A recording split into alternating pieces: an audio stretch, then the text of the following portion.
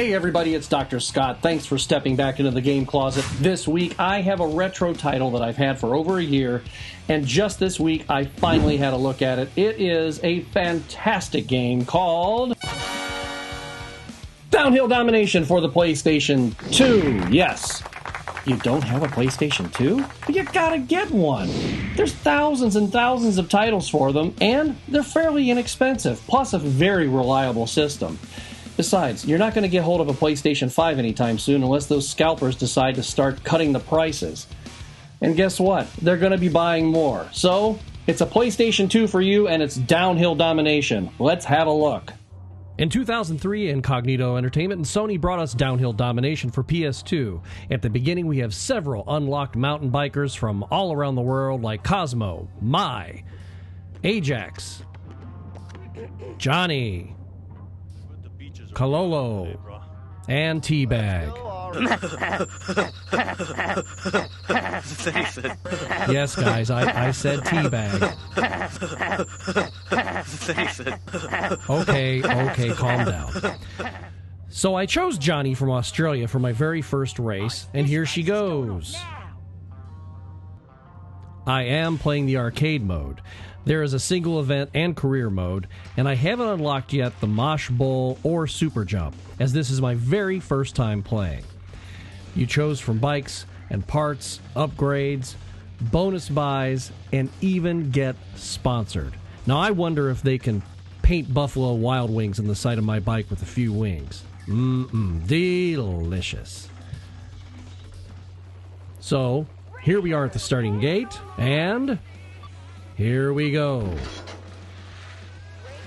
There's a real sense of speed in the game, and because of the obstacles in play, we crash a lot. For a 2003 title, this game isn't playing around. They designed the game with some great courses here, with steep hills and jumps, obstacles, power-ups to help you during the race. This is if you don't end up in pieces. The course does keep you contained within its boundaries, but it doesn't feel constrained at any time. Basically, if you had a snowboard and there was snow, we'd be having a snowboarding game. I'm pausing the video to let you know that if you hit the like button, YouTube will share this video with more excellent people just like you. Now back to the video. Play the game long enough and you will see snow in other countries, like the snow-covered mountains of Mount Zorkovaska in Russia.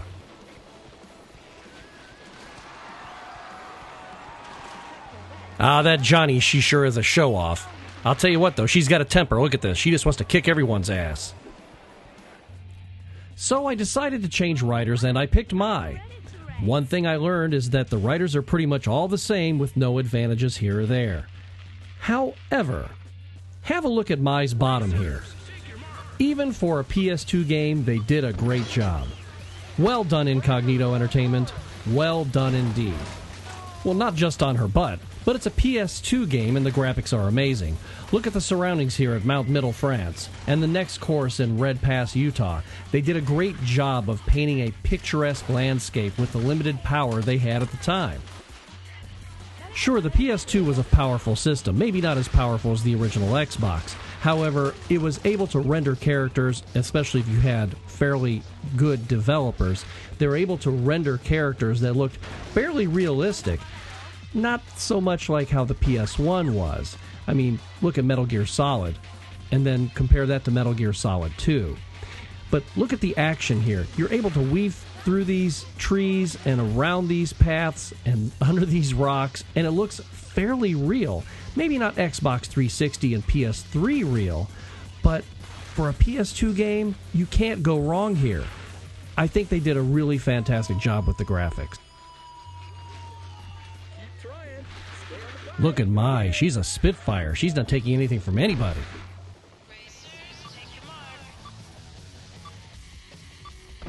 Another thing that I really love is you can fight your opponents a la Road Rash style.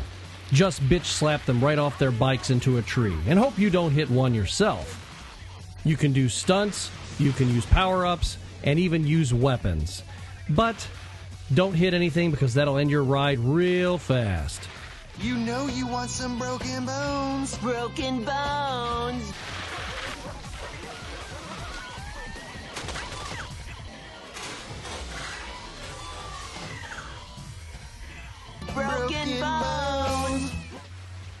It's not your typical bicycle racing game or typical racing game of any kind. As a matter of fact, I did call it the Road Rash on downhill bikes. And speaking of Road Rash, who wants a new Road Rash game? Raise your hands. A proper Road Rash game. EA, are you listening? Get on that right now. Take my money.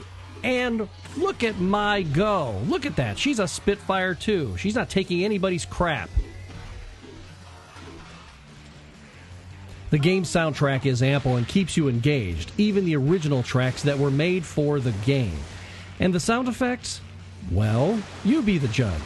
When someone hits something, you feel their pain. I think they could have done a little more with the ambient sounds, but how much are you concentrating on the ambiance when you're speeding downhill, trying not to hit a tree or get your lip split by another rider?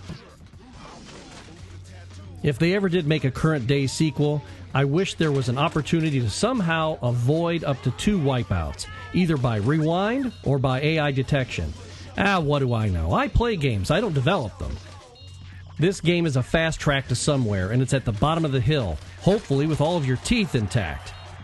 Well, anyway, you can see that Mai doesn't take any shit here. She will kick your ass at the bottom of the hill, that's why I like her.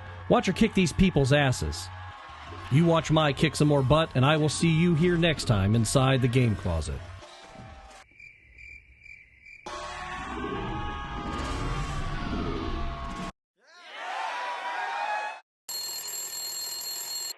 Thank you for stepping into the game closet. Please like, share, and subscribe. Smash that little bell so you know when new videos drop. Look below. You may have missed those videos. Check them out. I dare ya.